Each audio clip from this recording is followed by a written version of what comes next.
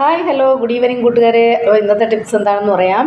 ഇന്ന് നമുക്ക് അധികം ചിലവില്ലാതെ നമ്മുടെ സ്കിന്നിനുണ്ടാകുന്ന പ്രശ്നങ്ങൾക്കുള്ള ടിപ്സുമായിട്ടാണ് വന്നിട്ടുള്ളത്.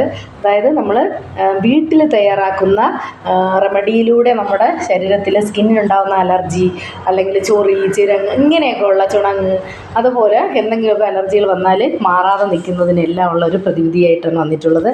അപ്പോൾ നമുക്കതിന് എന്താണ് വേണ്ടതെന്ന് പറയാം. നമ്മുടെ വീട്ടിലും നാട്ടിൻപുറത്തൊക്കെ കാണുന്ന കമുകിനറിയാം, എല്ലാവർക്കും കമുകറിയാമല്ലോ.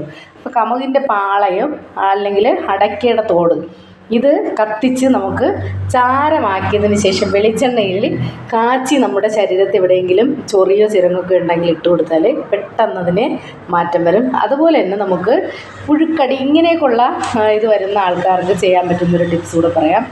നെല്ലിക്ക ഉണക്കി പൊടിച്ച് വെച്ചതിന് ശേഷം ഇത് നെയ്യിൽ എന്ത് ചെയ്യണം, ചേർത്ത് നമ്മൾ നിത്യവും കഴിക്കുകയാണെങ്കിൽ നമ്മുടെ ഉള്ളിൽ വരുന്ന എല്ലാ അസുഖങ്ങൾക്കും ഇത് ഈ ഒരു അലർജി മൂലം ഉണ്ടാകുന്ന അസുഖങ്ങൾക്കെല്ലാം